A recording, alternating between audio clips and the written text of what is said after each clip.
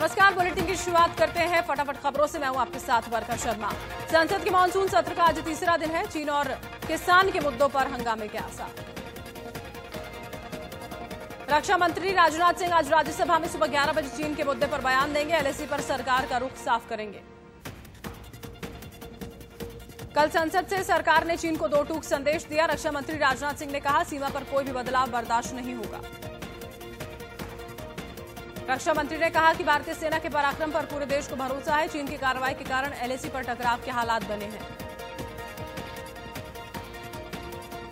LAC पर चीन से चल रही तनातनी पर रक्षा मंत्री ने कहा कि भारतीय सेना सीमा पर हर स्थिति से निपटने को तैयार है।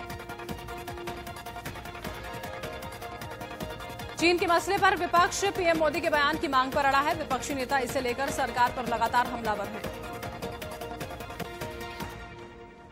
भारतीय सेना ने लद्दाख से लेकर अरुणाचल प्रदेश तक सभी इलाकों में चौकसी बढ़ा दी है। चीनी सेना के हर मूवमेंट पर कड़ी नजर रखी जा रही है।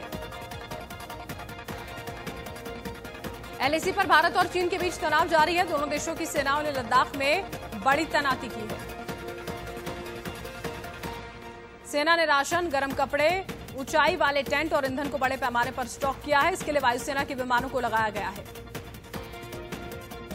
आर्मी के सीनियर अधिकारी के मुताबिक अगर चीन नहीं माना तो भारतीय सेना पूरी सर्दी एलएसी में मुस्तैद रहेगी। भारतीय सैनिकों को इसकी आदत भी है। लद्दाख में सर्दी के मौसम में तापमान शून्य से काफी नीचे चला जाता है। महीनों तक ये देश के हिस्सों से कटा रहता है। किसानों से जुड़े 3 अध्यादेशों के खिलाफ आज संसद के बाहर किसान प्रदर्शन करेंगे। ये प्रदर्शन भारतीय किसान यूनियन के नेतृत्व में होगा। संसद में किसानों से जुड़े बिल को लेकर भी विपक्ष का हंगामा हो सकता है। सरकार के अध्यादेश को लेकर अलग अलग राज्यों में किसान विरोध प्रदर्शन कर रहे हैं। लेफ्ट पार्टियों ने किसान विरोधी नीतियों को वापस लेने की मांग की और संसद में गांधी प्रतिमा के सामने विरोध प्रदर्शन किया। महाराष्ट्र के नासिक में प्याज उत्पादक किसानों ने प्याज के निर्यात पर प्रतिबंध लगाने के फैसले का विरोध किया और सरकार से प्रतिबंध हटाने की मांग की। पंजाब के भटिंडा में किसानों ने केंद्र के किसान अध्यादेश के खिलाफ जोरदार प्रदर्शन किया। किसानों ने नेशनल हाईवे को जाम कर अपना विरोध जताया। पाकिस्तान लगातार दुनिया को भ्रम में डालने की कोशिशों में लगा है। शंघाई सहयोग संगठन की बैठक में पाकिस्तान ने एक फर्जी नक्शा पेश किया। इसका एनएसए अजीत डोभाल ने कड़ा विरोध किया और मीटिंग छोड़ दी। उन्होंने कहा कि पाकिस्तान का यह नक्शा काल्पनिक है। जम्मू कश्मीर में पाकिस्तान ने फिर से सीजफायर तोड़ा। सुंदरबनी सेक्टर में पाकिस्तान की गोलीबारी में सेना के 3 जवान घायल हुए। देश में कोरोना की तेज रफ्तार जारी। पिछले 24 घंटों में 90,000 से ज्यादा नए मरीज आए सामने। देश में कोरोना से 24 घंटों में 1054 मरीजों की मौत हो गई। मरने वालों की कुल संख्या 80,000 के पार। भारत में अब तक कोरोना के 50 लाख से ज्यादा मामले सामने आ चुके हैं। 9,90,000 से ज्यादा एक्टिव मामले। दिल्ली में कोरोना का कहर लगातार बढ़ता जा रहा है। 24 घंटों में 4,263 नए मरीज मिले। 36 मरीजों की हुई मौत। महाराष्ट्र में कोरोना के अब तक कुल 10,97,000 से ज्यादा केस सामने आ चुके हैं। पिछले 24 घंटों में 20,482 नए मरीज बढ़े। रिया को मौचरी में जाने के विवाद पर आज महाराष्ट्र मानव अधिकार फैसला सुनाएगा। कूपर अस्पताल और पुलिस की भूमिका पर फैसला होगा। सुशांत की मौत के ड्रग्स कनेक्शन में एक और बड़ा खुलासा। पावना डैम के टापू पर नशे की पार्टी होती थी। सुशांत के साथ पावना डैम आने वाले लोगों के नाम का भी खुलासा हुआ। रिया, सारा अली खान, शौविक, सिद्धार्थ और मिरांडा भी वहां पर जाते थे। एनसीबी के सामने बोटमैन जगदीश गोपीनाथ ने बड़ा बयान दिया। बोले, सुशांत सिंह राजपूत 2018 में अब्बास अली के साथ पावना डैम आए थे। एनसीबी के मुताबिक रिया ने अपने बयान में सारा अली खान, रकूल प्रीत और सिमोन का नाम लिया। सभी को जल्द समन भेजा जा सकता है।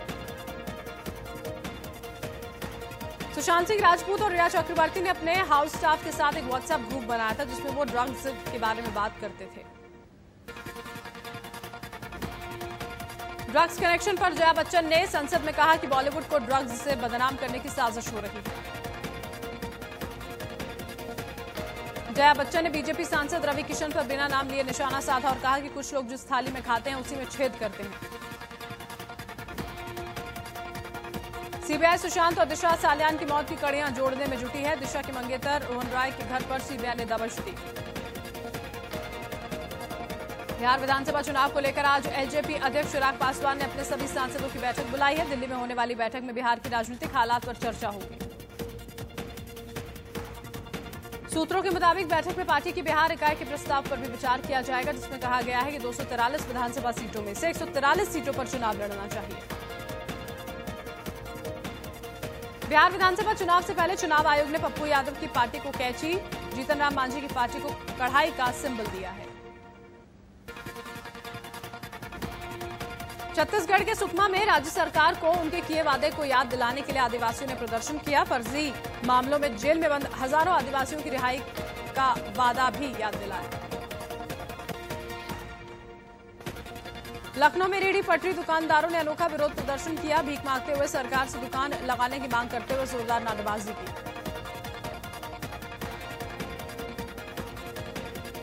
उत्तर प्रदेश के बागपत में लेन देन के विवाद में 2 पक्षों में भिड़ंत हो गई। इस दौरान जमकर ईंट पत्थर फेंके गए, जिसमें करीब 6 लोग जख्मी हुए। आगरा में पुलिस ने छत पर बने रेस्टोरेंट में छापा मारकर हुक्का बार का खुलासा किया। पुलिस ने रेस्टोरेंट के मैनेजर और संचालक के खिलाफ महामारी एक्ट के तहत कार्रवाई की है। यूपी के गाजियाबाद में दबंगों ने शराब ठेके के संचालक को जमकर पीटा, जिसका वीडियो सोशल मीडिया पर वायरल हो रहा है। यूपी के श्रावस्ती में सड़क हादसे के बाद गुस्साए भीड़ ने कार ड्राइवर को जमकर पीटा।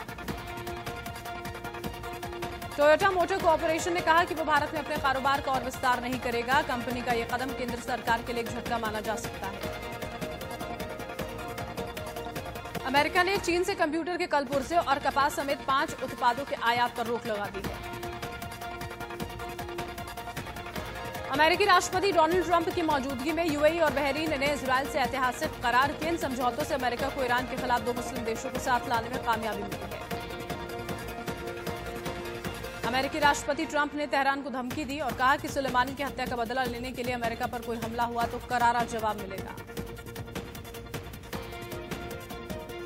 पाकिस्तानी वायुसेना का विमान प्रशिक्षण के दौरान दुर्घटनाग्रस्त विमान हो गया। किसी के हताहत होने की इसमें खबर नहीं। अमेरिका में कोरोना से संक्रमितों का आंकड़ा 67,65,000 के पार चला गया है। मरने वालों की संख्या 1,99,000 से ज्यादा हुई। कोरोना से ब्राजील में अब तक करीब 1,32,000 से ज्यादा लोगों की मौत हो चुकी है, जबकि 43 लाख से ज्यादा लोग संक्रमित हैं। गेंदबाज एस श्रीशांत पर 7 साल का प्रतिबंध खत्म हो गया है। मैच फिक्सिंग का आरोप लगने के बाद उन पर प्रतिबंध लगा था।